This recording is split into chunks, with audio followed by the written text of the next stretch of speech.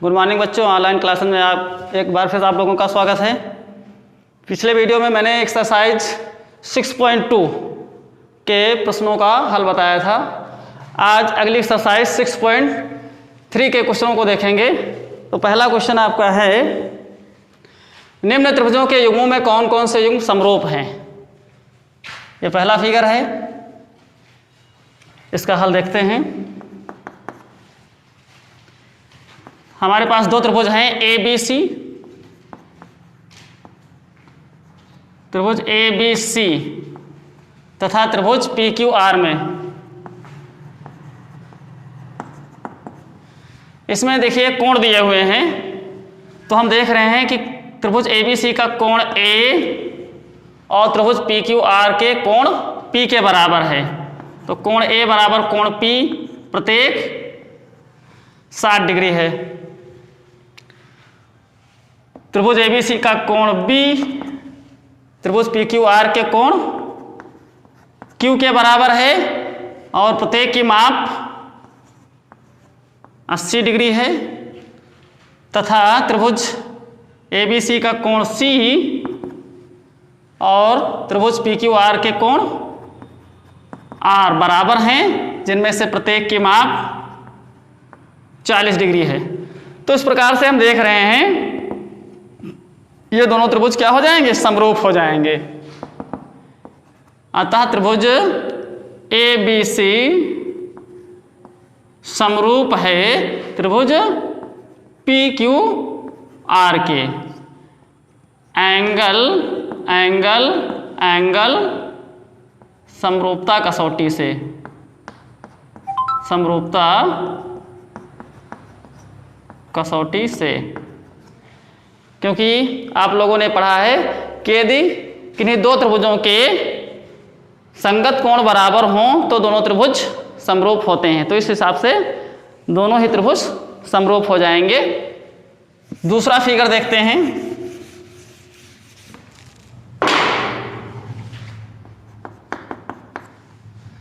दूसरे फिगर में भुजाएं दी हुई हैं। आपका त्रिभुज है, पहला त्रिभुज है यल एम पी तथा दूसरा त्रिभुज है, दूसरे त्रिभुज का नाम है डी ई एफ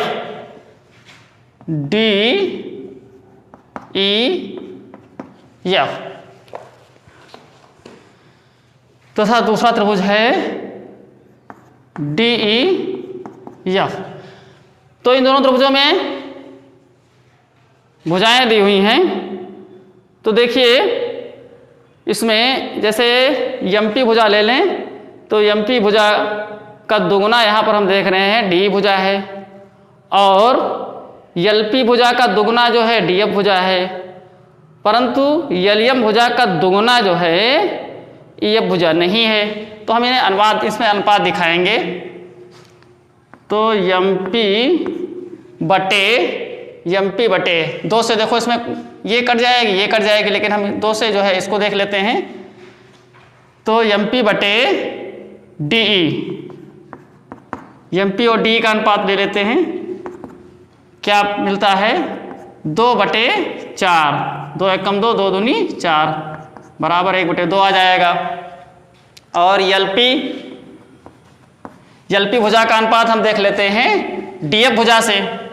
तो यलपी बटे डीएफ बराबर, यलपी की माप दी हुई है 3 और डीएफ की माप दी हुई है 6। 3 एक कम 3, 3 दूनी 6, इसका भी अनुपात 1/2 आ रहा है। अब हम तीसरी भुजा हमारे पास है, तीसरी भुजा है यलियम। तो यलियम का अनुपात हम देखेंगे ईएफ से। यलियम की माप दी हुई है 2.7 बटे ईएफ की माप दी हुई है 5। ऊपर से पॉइंट हटाएंगे, नीचे एक 0 बढ़ा लेंगे। इससे ज़्यादा इसको सरल किया नहीं जा सकता है। तो इसका अनुपात हो जाएगा 27/50। इस प्रकार से हम देख रहे हैं कि एम पी बटे D E is equal to LP बटे DF बट LM बटे EF ये जो है इसके इक्वल नहीं है, इज नॉट इक्वल टू। तो MP बटे D बराबर LP बटे DF is not equal to LM बटे EF। तो यहां पर हम ये पा रहे हैं कि इन दोनों त्रिभुजों की तीनों भुजाओं का अनुपात बराबर नहीं है, अतः ये दोनों त्रिभुज समरूप नहीं हैं। अतः ये युग्म, ये त्रिभुजों के जो पेयर हैं, युग्म हैं, समरूप नहीं हैं।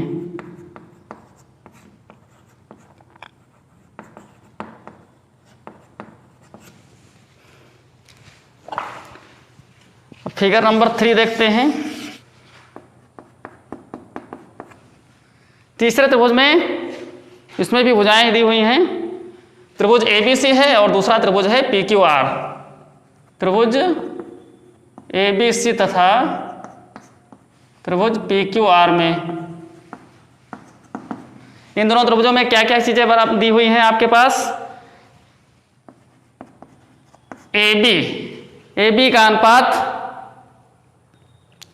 AB का अनुपात हम इससे निकालेंगे तो ठीक रहेगा, क्योंकि 2 से 4 डिवाइड हो जाता है आसानी से, और 3 से 6 डिवाइड हो जाता है, और 2.5 से 5 डिवाइड हो जाएगा। तो इस प्रकार से हम AB का अनुपात QR से निकालेंगे। AB बटे QR का अनुपात निकालेंगे तो AB की माप दी हुई है 2 और QR की माप दी हुई है 4। 2 एकम 2, 2 दूनी 4, 1 बटे 2 आ जाएगा। और BC का अनुपात हम निकाल के देखेंगे PR से, क्योंकि BC की माप 2.5 है और PR की माप 5 है, तो 2.5 से 5 को आसानी से डिवाइड किया जा सकता है।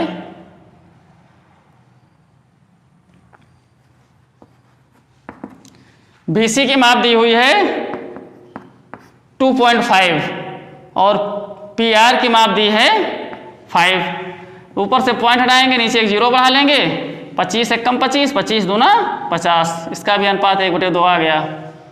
और तीसरी भुजा का अनुपात हम देखते हैं। तीसरी भुजा हमारे पास है AC, तो AC का अनुपात हम देख लेंगे, क्योंकि 3 से जो है 6 को आसानी से विभाजित किया जा सकता है। तो AC का अनुपात हम PQ से देख लेते हैं। AC बटे PQ बराबर 3 बटे 6, 3 एक कम 3, 3 दूनी 6, 1 बटे 2। तो यहाँ पर हम देख रहे हैं, इसलिए AB बटे QR बराबर है BC बटे PR बराबर है AC बटे PQ। अतः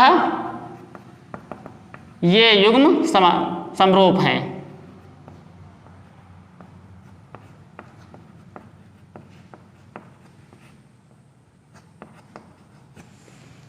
अगला खंड देखते हैं। पहले ही क्वेश्चन का ही अगला खंड है, कुछ फिगर नंबर 4 में देखते हैं।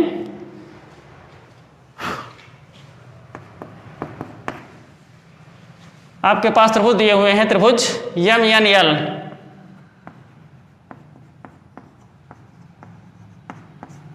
तथा त्रिभुज PQR में।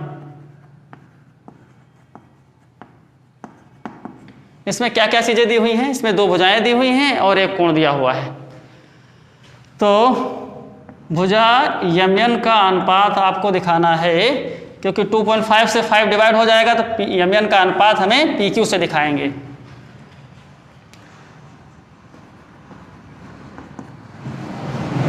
तो MN की माप दी हुई है 2.5 और PQ की माप दी हुई है 5। इसको जो है सिंप्लीफाई कर लें, ऊपर से पॉइंट हटा दें, नीचे एक 0 बढ़ जाएगा, 25 से कम 25, 25 दूना 50, 1 बटे 2। और दूसरी भुजा है आपके पास ML बटे QR। तो ML की माप दी हुई है 5 बटे QR की माप है 10। 5 एकम 5, 5 दूनी 10 बराबर 1 बटे 2। ठीक। और कोण दिया हुआ है कोण यम बराबर कोण क्यू बराबर प्रत्येक कोण 70 डिग्री दिया हुआ है। तो यहाँ पर हम देख रहे हैं पहले त्रिभुज की दो भुजाएं और दूसरे त्रिभुज की दो भुजाओं के समानुपाती हैं तथा इनके अंतर्गत कोण इन्हीं भुजाओं के द्वारा बना कोण जो है वो दोनों में समान है। जो समानुपाती भुजाएं हैं, दोनों में जो समानुपाती भुजाएं हैं उन भुजाओं के द्वारा बना हुआ कोण दोनों में बराबर है। तो ये त्रिभुज जो है समरूप हो जाएंगे, इसलिए त्रिभुज समरूप हैं। इसलिए त्रिभुज यम यन यल या लिख दें ये युग्म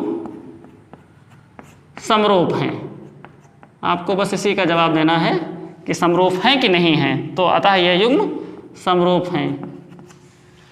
कैसे समरूप हो जाएंगे कि यदि किसी त्रिभुज की दो भुजाएं और दूसरे त्रिभुज की दो भुजाओं के समानुपाती हों और उनके अंतर्गत कोण बराबर हों तो दोनों त्रिभुज समरूप होते हैं साइड एंगल साइड समरूपता से। को देखते हैं फिगर नंबर 5 में क्या दिया हुआ है आपके पास। त्रिभुज है आपका त्रिभुज ABC तथा त्रिभुज DEF।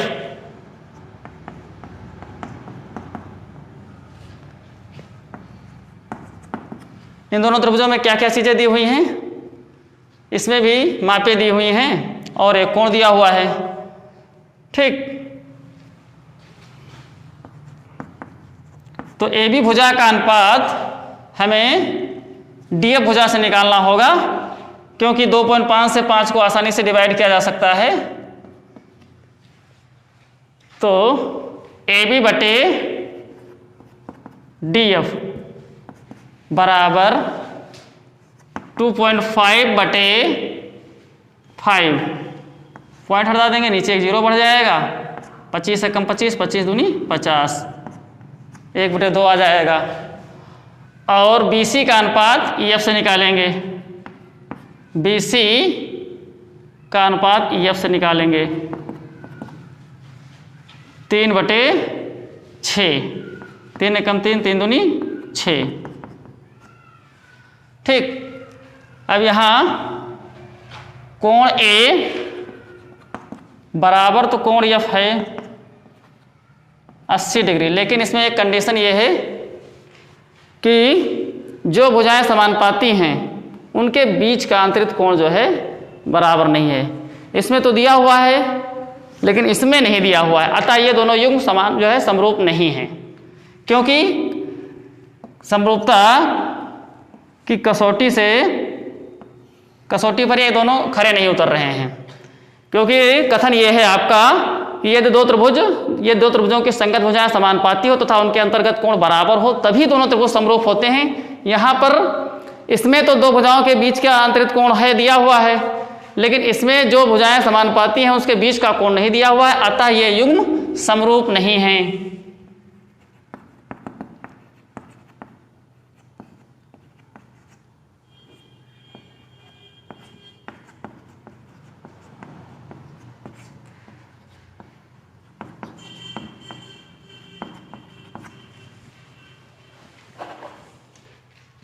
क्वेश्चन नंबर 6 देखते हैं। त्रिभुज है आपके पास DEF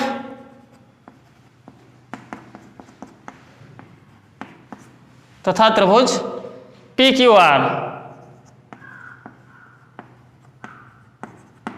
PQR में सबसे पहले हम दोनों त्रिभुजों के तीनों कोण नहीं मालूम है, सभी कोण नहीं मालूम है। तीसरा कोण इसमें का भी नहीं मालूम है, तीसरा कोण इसमें का भी नहीं मालूम है। तो सबसे पहले हम कोण निकाल लें। तो पहले त्रिभुज में जैसे हम कोण निकाल रहे हैं तो क्या हो जाएगा, कोण F आपको नहीं पता है तो पहले त्रिभुज में कोण F बराबर त्रिभुज के तीनों अंतःकोणों का योगफल 180 अंश होता है। 180 अंश में से दिए गए दोनों कोणों को जोड़ करके हमें घटा देना होगा। 80 + 70, 180 माइनस 80 में 70 जोड़ेंगे 150 बराबर हो जाएगा 30 डिग्री। तो इस प्रकार से कोण F की माप हमें पता चल गई। अब दूसरे त्रिभुज में तो यहाँ पर अभी जो है दोनों त्रिभुजों को हम नहीं लेंगे, पहले त्रिभुज DEF में लिया गया है। अब दूसरे त्रिभुज में लेना होगा, त्रिभुज PQR में। त्रिभुज PQR में आपको कोण P नहीं ज्ञात है तो कोण P हम निकालेंगे, तो कोण P बराबर 180 अंश माइनस दिए गए कोणों को जोड़ करके हम घटा देंगे 80 प्लस 30। 180 अंश माइनस 80 में 30 जोड़ेंगे 110 हो जाएगा, और 180 में से 110 जाएगा 70 डिग्री आ जाएगा। अब हमें दोनों त्रिभुजों को लेना है, त्रिभुज DEF तथा त्रिभुज PQR में क्या क्या चीजें बराबर हैं। कोण D इधर 70 डिग्री है, इसमें हम कोणों को लिख भी लें, ये आया था 30 डिग्री और ये आया था 70 डिग्री। तो कोण D के बराबर क्या है, कोण P है और प्रत्येक 70 डिग्री है। कोण E के बराबर है कोण Q, कोण E बराबर कोण Q, प्रत्येक की माप दी हुई है 80 डिग्री, और कोण F बराबर है कोण R के और प्रत्येक की माप है 30 डिग्री। तो इस प्रकार से हम यहाँ पर देख रहे हैं कि पहले त्रिभुज के तीनों कोण दूसरे त्रिभुज के अलग अलग तीनों कोणों के क्रमशः बराबर हैं, अतः ये युग्म क्या है, समरूप हो जाएंगे।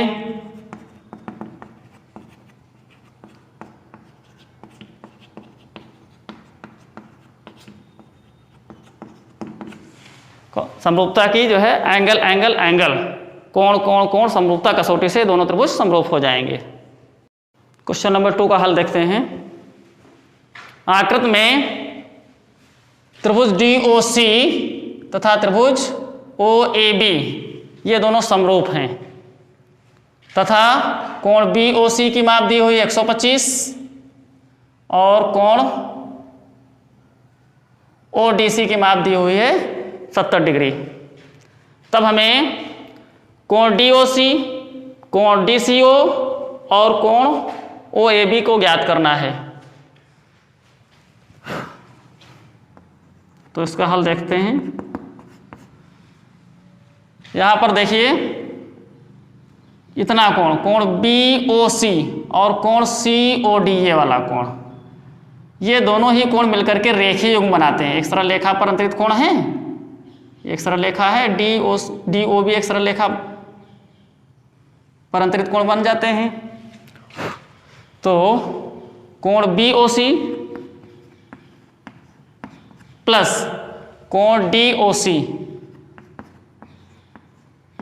बराबर 180 अंश इसलिए लिखा जा सकता है क्योंकि ये रेखीय युग्म है।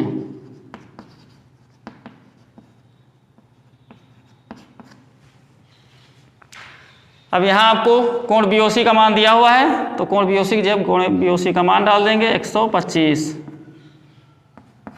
प्लस कोण DOC बराबर 180, कोण DOC बराबर 180 माइनस 125, कोण DOC का मान कितना हो जाएगा, 10 में से 5 जाएगा 5, 7 में से 2 जाएगा 5, 55 डिग्री हो जाएगा। तो कोण DOC की माप पता चल गई, ये आपको ज्ञात करना था। एक आंसर आपका आ गया।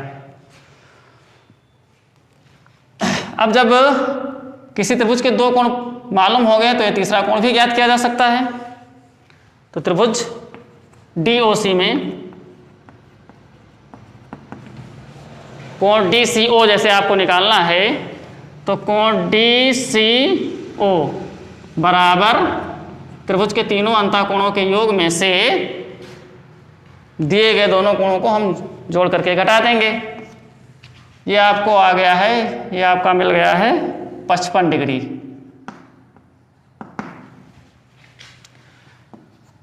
तो 70 प्लस 55 180 अंश माइनस 125 हो जाएगा। 70 पे 55 जोड़ेंगे 125 हो जाएगा।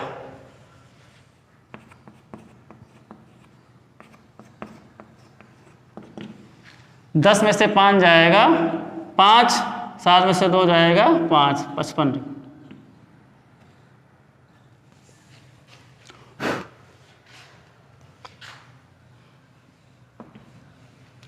अब आपको क्या निकालना है? कोण OAB निकालना है। OAB ये कोण निकालना है। अब चूंकि त्रिभुज DOC समरूप है त्रिभुज OAB के, इसलिए इसमें का ये कोण इसमें के इस कोण के बराबर होगा। संगत कोण जो है बराबर होंगे। समरूप त्रिभुजों के संगत कोण बराबर होते हैं, इसलिए कोण OAB बराबर हो जाएगा कोण OC DCO के, या OCD कहिए या DCO कह सकते हैं इसको, DCO। और DCO की माप कितनी निकली है? 55 डिग्री। ये भी आपका आंसर हो गया। एक ये आंसर हो गया, एक ये आंसर दूसरा हो गया। क्वेश्चन नंबर 3, समलंब ABCD जिसमें AB समांतर है DC। ABCD ये समलंब है जिसमें भुजा इसमें दिया हुआ है AB समांतर DC दिया हुआ है। तो इसमें इसको AB मान लो और इसको CD मान लेते हैं। अब आपका जो है भुजा AB CD के समांतर है, यह क्वेश्चन में दी हुई है, तथा इसके विकर्ण जो हैं AC और BD क्रमशः बिंदु O पर परस्पर बिंदु O पर प्रतिच्छेद करते हैं।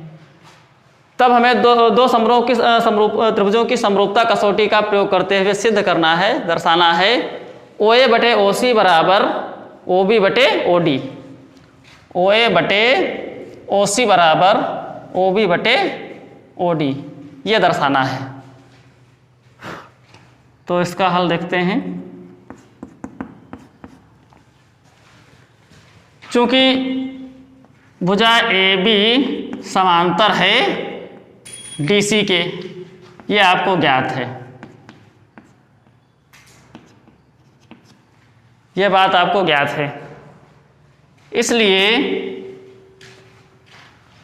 इसमें का ये कोण इसमें के इस कोण के बराबर हो जाएगा। कोण ABO नीचे वाले त्रिभुज CDO के कोण के बराबर हो जाएगा। ऊपर वाले त्रिभुज AOB का कोण ABO, कोण ABO नीचे वाले त्रिभुज DOC का कोण ODC, कोण ODC बराबर हो जाएगा एकांतर कोण के नियम से। एकांतर कोण बराबर होते हैं, तो यहाँ पर ये एकांतर कोण हैं और ये भुजाएं समांतर हैं, अतः ये कोण बराबर हो जाएंगे। और इसी प्रकार से ऊपर वाले त्रिभुज अर्थात त्रिभुज OAB का कोण OAB, कोण OAB बराबर हो जाएगा कोण OCD, ये वाला कोण इस वाले कोण के बराबर हो जाएगा। कोण OCD, इसमें भी वही बात लागू होती है, एकांतर कोण है, तथा ये वाला कोण इस वाले कोण के बराबर हो जाएगा। कोण AOB, कोण AOB बराबर हो जाएगा कोण DOC के, कोण DOC। ये शीर्षाभिमुख कोण है और शीर्षाभिमुख कोण तो बराबर होते ही हैं।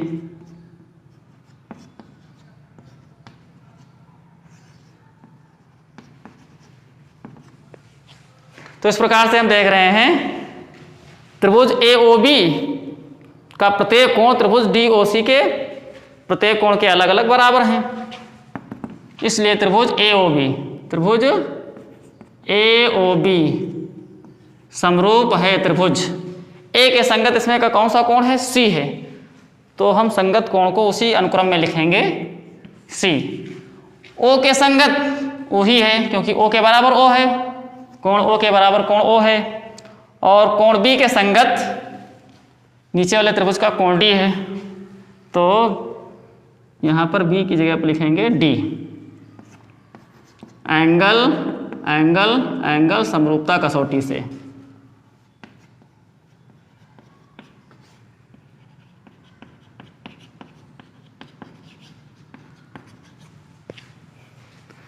अब जब ये दोनों त्रिभुज समरूप ही हो गए हैं तो इनकी संगत भुजाएं समानुपाती होनी चाहिए, इसलिए AO के संगत हो जाएगी इसमें कि CO बराबर OB भुजा OB के संगत दूसरे त्रिभुज की भुजा हो जाएगी OD। यही आपको सिद्ध करना था।